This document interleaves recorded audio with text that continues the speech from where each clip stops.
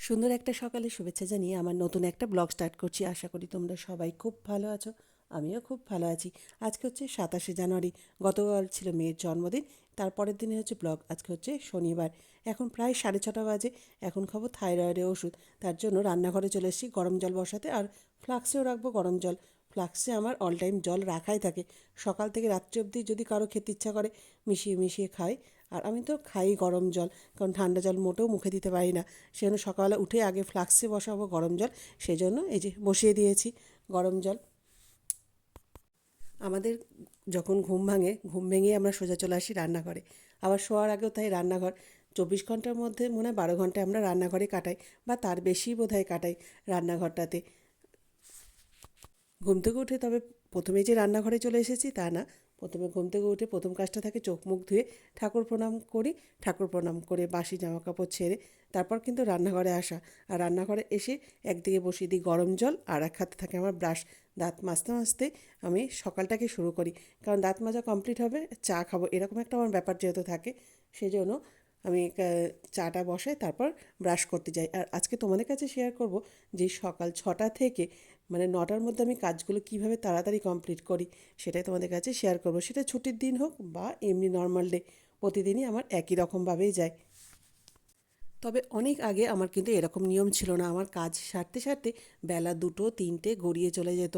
বুঝতেই পারতাম না যে আমি কাজগুলো কিভাবে গুছিয়ে করব।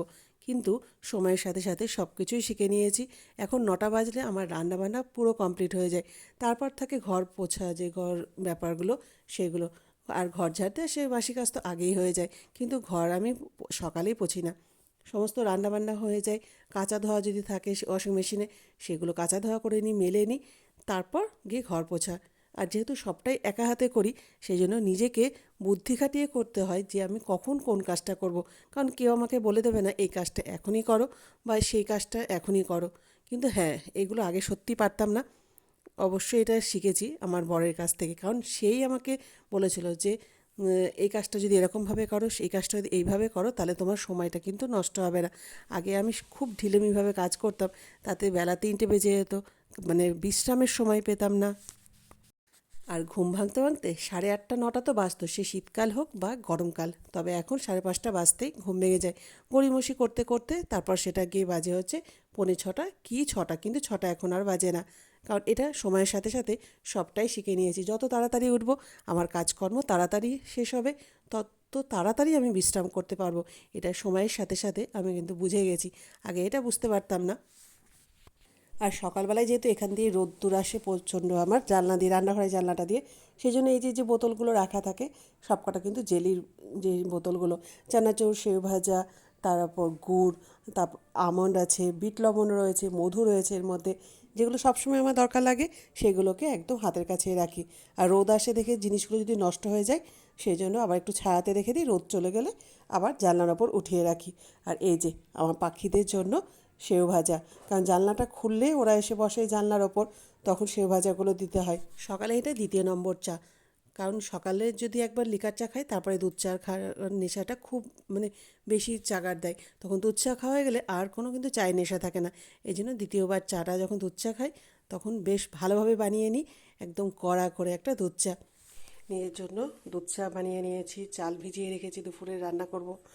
অল্প একটু আটা মেখে নিলাম জলখাবারে, যেটা টিফিনে রুটি করব, রুটি কিছু একটা ভাজা হোক তরকারিও করে নেব। আগে সকালে একবার লিকার চা খেয়েছি, এখন আরও একবার দুধ চা। দুবার চা কমপ্লিট। দুধ চা খেয়ে নিলে আর অন্য কোনো চা আর খেতে ইচ্ছাই করে না। আর শীতকালে একবার দুবার চা বেশি না খেলে শীতটাকে ঠিক শীত মনে হয় না। রোদ উঠে গেছে, ঝলমলে রোদ, বহুদিন পর সুন্দর সুন্দর রোদ, একদম ঝকমকে রোদ। সময়ের সাথে সাথে যেটা বুঝেছি যে যত তাড়াতাড়ি ঘুম থেকে ওঠা যায়, তত তাড়াতাড়ি কিন্তু কাজগুলোকে সারা যায়। সকাল সকাল টিফিন থেকে শুরু করে রান্নাবান্না দুপুরের, সেটাও 9টার মধ্যে কমপ্লিট করা যায়। আর রাতের বেলাতে যেহেতু আমি অর্ধেকটা কাজ গুছিয়ে রাখি, দেখেছো তোমরা বাসনগুলো মেজে রেখেছিলাম, রাতের বাসনগুলো সেগুলো জায়গা মতো রেখে দিয়েছি শোকেসের মধ্যে। যেখানকার যেখানকার বাসন সেখানে সব তুলে রেখেছি। গ্যাস মুছে রেখে দিয়েছি, যত বান্না টান্না সমস্ত কিছু ধুয়ে মুছে সুন্দর করে রেখে দিয়েছি, যাতে সকালবেলা উঠেই আমাকে তাড়াহুড়ো করতে না হয়, ওই জন্য। এখন আমার কিন্তু টিফিন 8টার মধ্যে কমপ্লিট হয়ে যায়। কারো যদি খেতে ইচ্ছা করে খাই, আর বর যেহেতু 9:30টার মধ্যেই খেতে বসে পড়ে, রান্নাবান্না তো কমপ্লিট হয়েই যায়। আর তোমাদেরকে বলছিলাম একটা সময় আমি কিছুই করতে পারতাম না, মানে পারতাম না বলতে কখন কোন কাজটা করব ভেবেই পেতাম না। মানে সেই সময়তে 10টার সময়তে টিফিন খাওয়া হতো, 10টা, 10:30, 11টা এরকম বেজে যেত টিফিন খেতে খেতে আমাদের। দিনের বেলা হোক বা রাতের বেলা রুটি ভাজার পর চাকতা বেলানটা সবসময়তে ধুয়ে রাখার চেষ্টা করি, এঁঠোতে কোনো সময়তেই নামাই না। চাকতা বেলান নাকি খুব মানে ভালোভাবে রাখতে হয়, এঁঠোর মধ্যে নামানো উচিত না, সেই জন্য সবসময়তে চেষ্টা করি আলাদাভাবে রেখে দিই। যদি বা মানে কোনো কারণে ব্যস্ততার মধ্যে মাজতেও না পারি, আমি পুরো আলাদাভাবেই রেখে দিই। পরে এটাকে ভালোভাবে ধুয়ে নিই, এঁঠোর মধ্যে কোনো সময়তেই আমি নামাই না।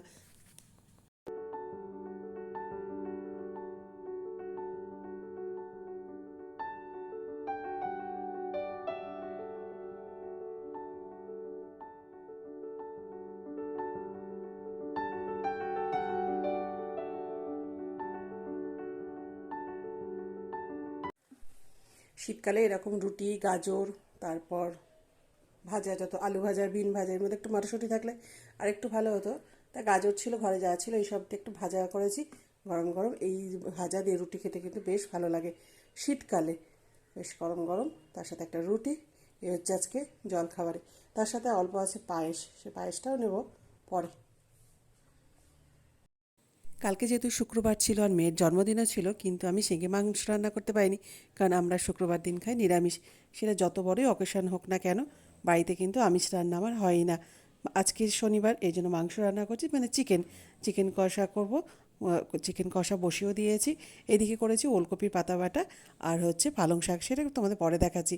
আর রান্না করতে করতে দেখলাম হাতে যখন সময় আছে, এটা কষাতে কষাতে গ্যাসের যে বার্নারগুলো আছে, ঝিক বলে যেগুলো, সেগুলোকে একটু ধুয়ে নিই।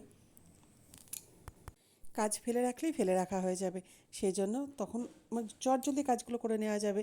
পরে আর আমার অত মানে কাজ মনে হবে না। তবে হ্যাঁ, দুপুরে খাওয়ার পর আমি কোনো দিনই মানে এঁঠো বাসন কটা মাজি না। মাজি হচ্ছে সেটা খুব জোর 4টে, 4:30 এরকম, মানে খেয়ে উঠেই যে বাসন মাজি সেটা না। কারণ খেয়ে ওঠার পর আমার কিছুটা সময়, 1 ঘন্টা 1.5 ঘন্টা হলো, নিজের মধ্যে একটু ব্যস্ততার মধ্যে সময় কাটায়। সেটা হাতের কাজ হোক, বা ফোন দেখা, বা সেলাই করা, তারপর যখন যেটা সময় সেটা করি। সেই সময় কোনো কাজই আমি রাখি না, মানে রান্নাঘরের কোনো কাজ রাখি না। এই দেখো, রান্নাবান্না কমপ্লিট হয়েছে, গুছিয়ে রেখেছি। আর রান্নাঘরে বাসন কোসনও মাজা হয়ে গেছে, ভাত এই যে ফুটছে এখানে। মোটামুটি আমার সব কিছু কমপ্লিট হয়ে গেছে। সেটা তোমাদের একটু, এটা আমার বরের গুড হ্যাবিট না ব্যাড হ্যাবিট সেটা বলতে পারবো না।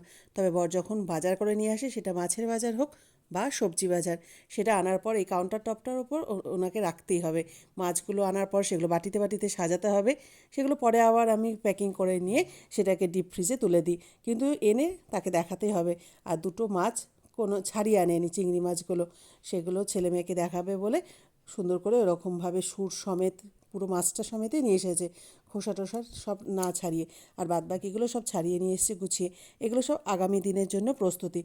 মানে কালকে একটা হলো, তারপরের দিন আরেকটা, যেহেতু সকালে স্কুল থাকে, সকালে সেভাবে বাজার করার সময় পায় না, সেজন্য এগুলোকে রেখে দিল।